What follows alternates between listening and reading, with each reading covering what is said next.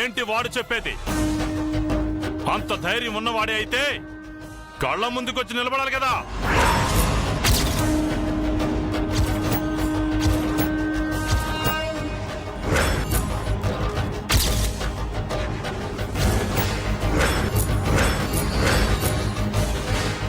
నేను అనుమానించిందే నిజమవుతుంది. వీళ్ళకి ఆ గుడి కోసం ఆస్తినివ్వడానికి మనసు రావడం లేదు.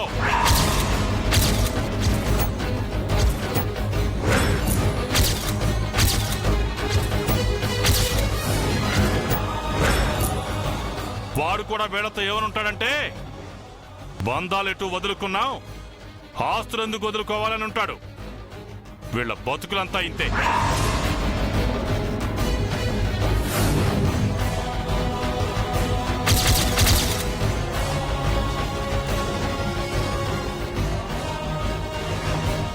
నా కొడుకు అలాంటి వాడు కాదు బావగారు.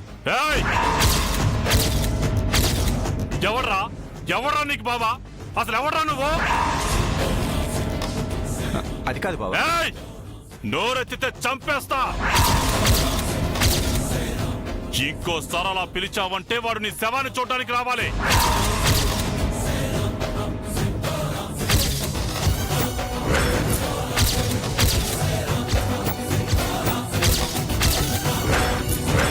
కొడుకు కదా, తప్పించుకోవడానికి ఉండదు.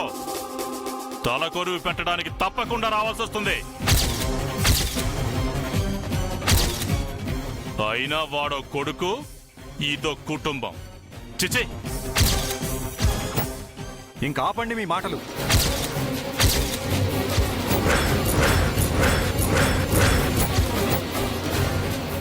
మీరు మా వ్యక్తిగత విషయాల గురించి 10 మందిలో మాట్లాడతారని ఇక్కడికి మేము రాలేదు. దేనికైనా ఒక పద్ధతి ఉంటుంది. నువ్వు నాకు పద్ధతుల గురించి చెప్తున్నావా? ఒరే రాముడు, శ్రీధర్ అన్న దాంట్లో తప్పే ఉందిరా. ఇక్కడ విషయం గుడి స్థలం గురించే గాని మన కుటుంబ విషయాల గురించి కాదు కదా. సార్, వాళ్ళ అబ్బాయి వస్తున్నాడు అంటున్నారు కదా, వెయిట్ చేద్దాం సార్, కాసేపు చూద్దాం.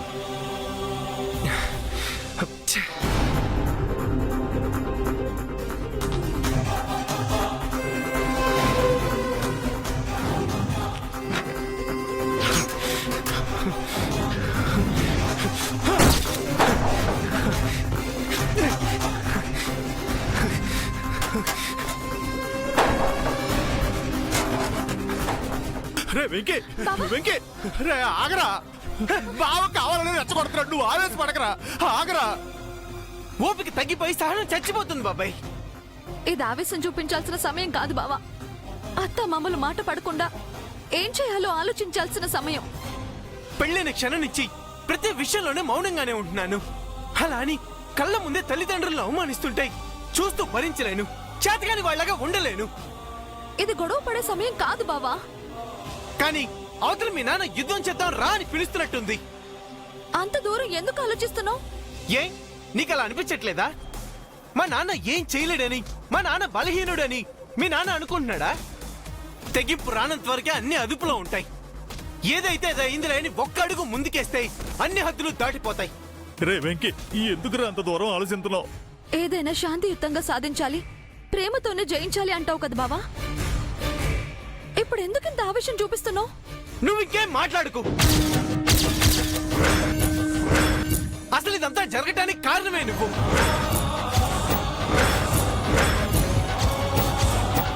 రే, పద్మావతి ఏం చేసిందిరా?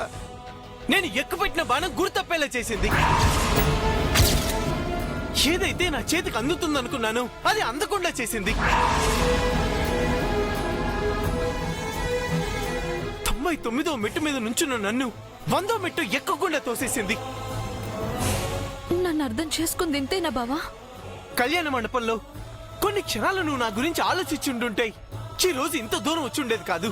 ఇప్పుడు జరిగిపోయిన దాని గురించి ఎందుకురా? జరిగిపోయిందని రిఫ్లెక్షనే బాబాయ్ ఇదంతా.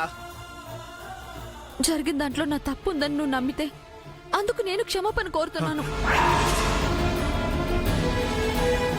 ఇప్పుడు ఈ గండం నుంచి మనమంతా బయటపడడానికి నేనేమైనా ఉపయోగపడతానేమో చెప్పు. ఆ పని చేసిన తప్పని కొంతైనా సరిదిద్దుకున్నదాన్ని అవుతాను. ఎవ్వరు ఏం చేయాల్సిన అవసరం లేదు. ఏదైనా చేయాలనుకుంటే అది నేనే చేసుకుంటాను. ఇప్పటికే అందరి దృష్టిలో అమ్మా నాన్నని చంపుకున్న వాడిని అయ్యాను. ఆ విషయం ఎప్పుడు నన్ను వెంటాడుతూనే ఉంది. రేపటి రోజున నిజంగా నా తల్లిదండ్రులకు అలాంటి పరిస్థితి వస్తాయి. అప్పుడు నేను బతికినా చచ్చినా ఒకటే. రే వెంకీ ఏంట్రా ఆ మాటలో? నిజమే కదా బాబాయ్. రే ఇప్పుడు ఆ ఇస్యాలన్నీ వదిలేరా.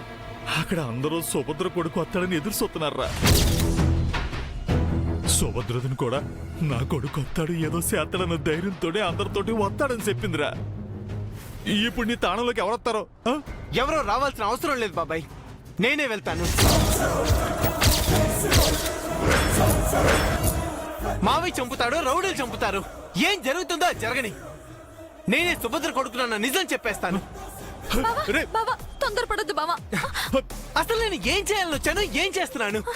ఇంకా చాలు, దీనికి ఒక ముగింపు కావాలి. వెంకీ వెంకీ అయ్యో, బావా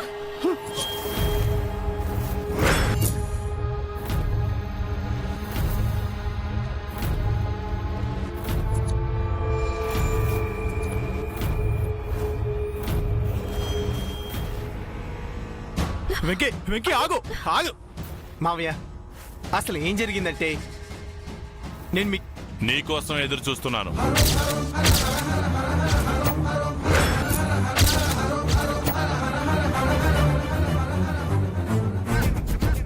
కొమ్మ తీసి బావకి నిజం తెలిసిపోయిందా? ఇంకా అలా చూస్తావేంటి బాబు? వెళ్ళి సంతకం పెట్టు.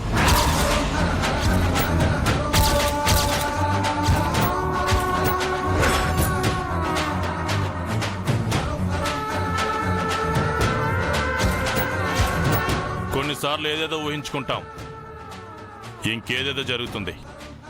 అది కాసేపు పక్కన పెట్టి ముందు నువ్వు వెళ్ళి సంతకం చేయి. తర్వాత మాట్లాడుకోవాల్సినవి తీరిగ్గా మాట్లాడుకుందాం.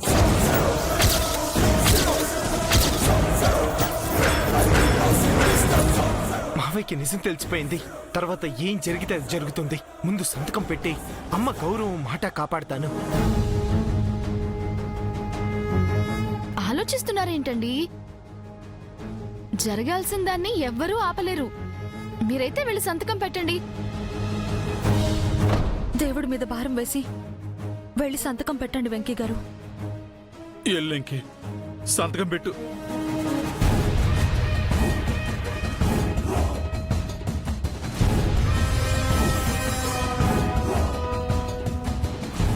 ఇంకేంటి ఆలోచిస్తున్నావు? వెళ్ళి సంతకం పెట్టు.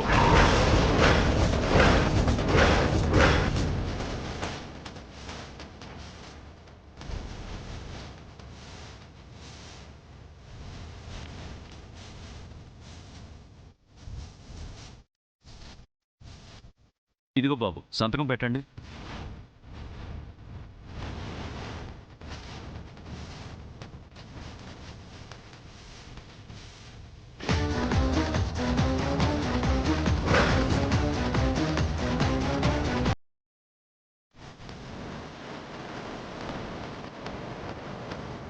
ఇలా జరుగుతుందని నువ్వు కూడా ఊహించలేదు కదూ? నువ్వే మొదట సంతకం పెట్టాల్సి వస్తుందని ఊహించలేదు కదూ? ఊహించనిది జరగడమే జీవితం. అదే బాబు, రేపు ఈ జనాల్లోంచి ఏ ఒక్క నోరు కూడా మన గురించి తప్పుగా మాట్లాడుకోకూడదు. ఈ బలరాం అల్లుడు వాళ్ళ కొడుకులా స్వార్థపరుడు అనుకోకూడదు.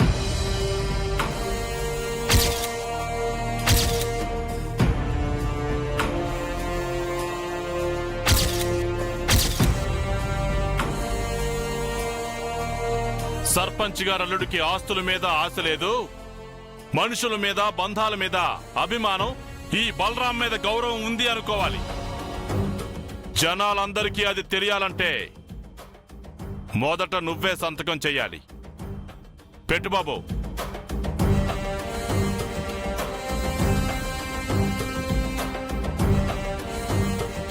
సంతకం పెట్టండి.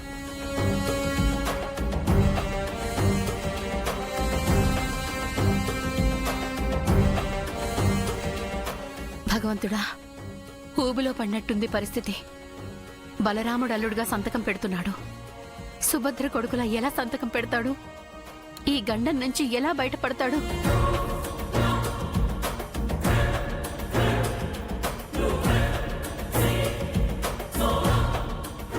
అయిపోయింది బాబు.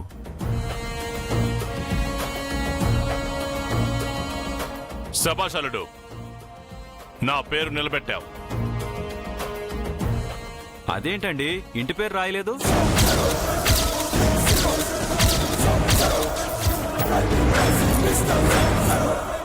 ఏంటి ఇంటి పేరు రాయలేదా? కొంపదీస్ నీకు ఇంటి పేరు లేదా ఏంటి? ఇంటి పేరు రాయండి బాబు. ఇప్పటికే చాలా ఆలస్యమైంది బాబు. తొందరగా ఇంటి పేరుతో సంతకం పెట్టండి. అవసరం లేదు. నా అల్లుడి ఇంటి పేరు రాయాల్సిన అవసరం లేదు.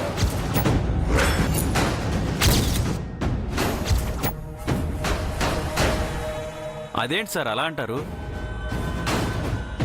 నా అల్లుడి అమ్మా నాన్నలు చనిపోయారు కాబట్టి వెంకీ నాకు అల్లుడు మాత్రమే కాదు, కొడుకు కూడా.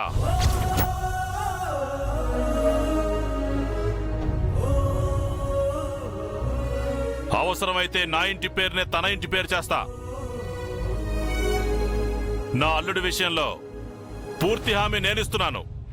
సాక్షాత్తు సర్పంచ్ గారే మాట ఇచ్చినప్పుడు ఇంకా మనకు కావాల్సిందే ఉంటుంది. ఆఫీసర్ గారు, మీ సమయం వృధా చేయకుండా మా కుటుంబ సభ్యులు అందరం సంతకాలు చేస్తాం. అలాగే సార్. వచ్చి ఒక్కొక్కరుగా సంతకాలు పెట్టండి.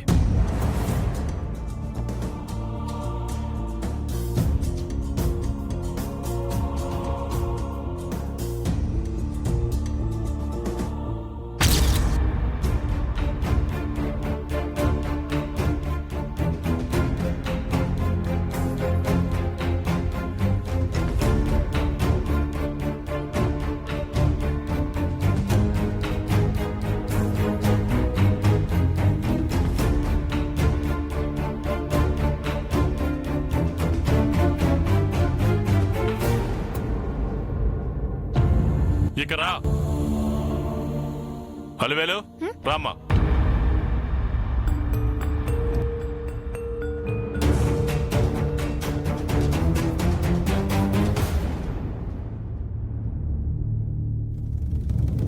మనం కూడా వెళ్ళి జనంలో కలిసిపోదాం. వాడు రాగానే క్షణం కూడా ఆలోచించకుండా వేసేద్దాం. చేతుల్లో కత్తులు ఎవరికి కనిపించకూడదు. అలాగే అన్నా.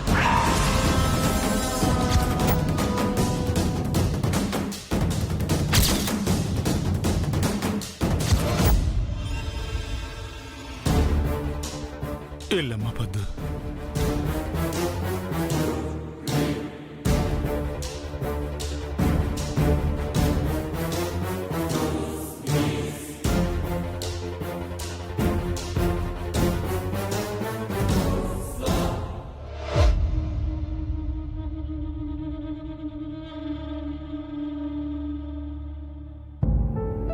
రే చిట్టి, బా నీకు బొట్టు పెట్టి చెప్పాలా? రా.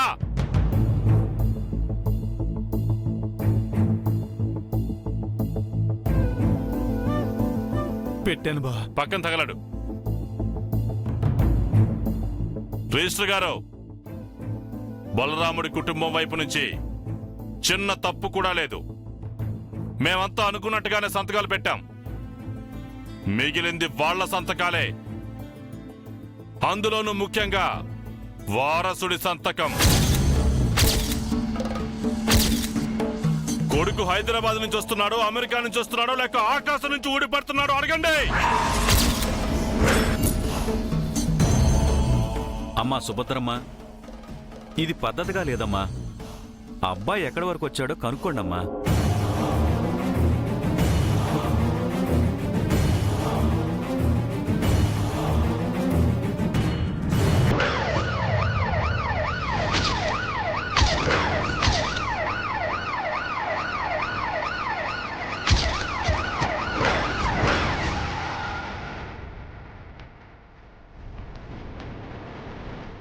వీళ్ళు వచ్చారండి. Constables, search carefully. నమస్తే ఎస్ఐ గారు, ఏమైంది? పశుపతి అనే ఒక రౌడీ షీటర్ కోసం వెతుకుతున్నాం.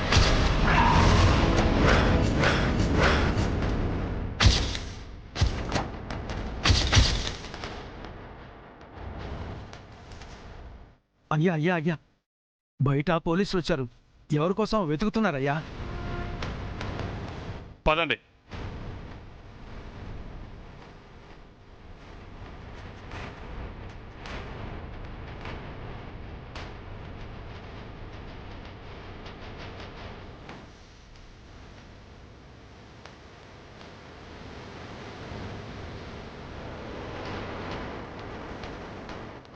ఏమైంది ఇన్స్పెక్టర్ గారు? పశుపతి అనే ఒక రౌడీ షీటర్ సుభద్ర గారి కొడుకుని చంపడానికి ఇక్కడికి తన మనుషులతో వచ్చాడని ఇన్ఫర్మేషన్ వచ్చింది సార్.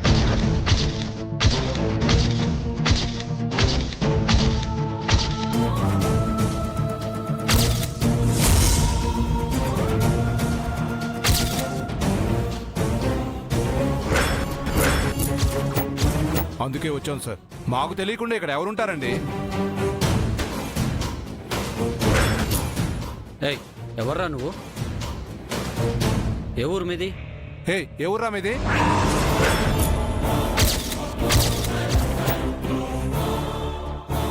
మీది మా ఊర్లా లేదే. మాట్లాడవేరా? అది అరే పారిపడరా పారిపడరా, పద పద, పట్టుకోండి, పద. పట్టుకోండి.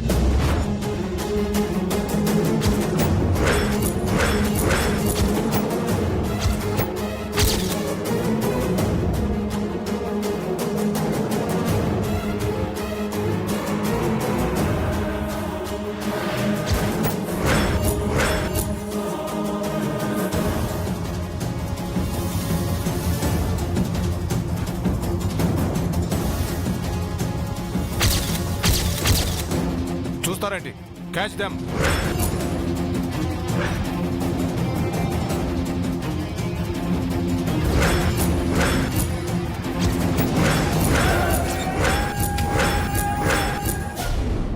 బయట ఏదో గొడవ జరుగుతున్నట్టుంది.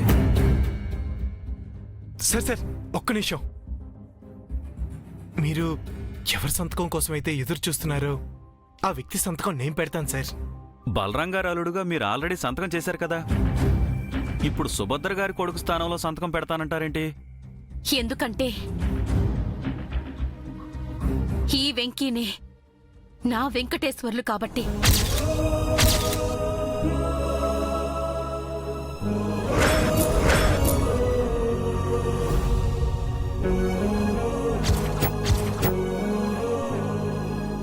ఏంటండి మీరు చెప్పేది?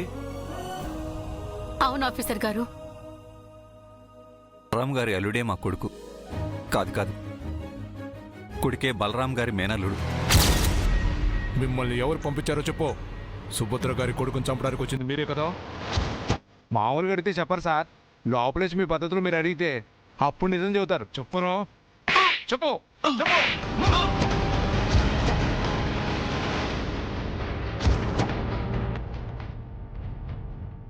సార్, వీళ్ళని మీరే అరేంజ్ చేసినట్టు మాకు ఫోన్ చేసిన వాళ్ళు చెప్పారు.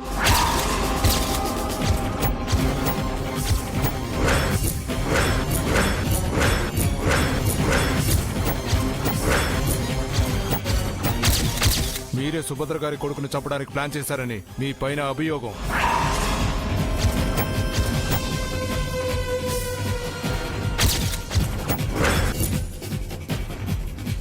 ఏం మాట్లాడుతున్నారండి మీరు? నా భర్త మీ కంటికి ఎలా కనిపిస్తున్నారు? అలాంటి వాళ్ళని చంపాల్సిన అవసరం నా భర్తకేంటి? కాస్త మర్యాదగా మాట్లాడండి. కొన్ని కారణాల వల్ల నేను మావయ్య వాళ్ళ ఇంట్లో ఉండాల్సి వచ్చింది. ఈ నిజం ఊరు జనానికి తెలియదు సార్. మీరు కూడా దయచేసి చెప్పకండి. ఎందుకంటే 25 ఏళ్ల క్రితం విడిపోయిన ఈ 2 కుటుంబాలు కలవాలంటే, విడిపోయిన అన్న చెల్లెళ్ళు దగ్గరవ్వాలంటే మరి కొన్ని రోజులు ఇది రహస్యంగానే ఉండాలి. ప్లీజ్ సార్, దయచేసి అర్థం చేసుకోండి.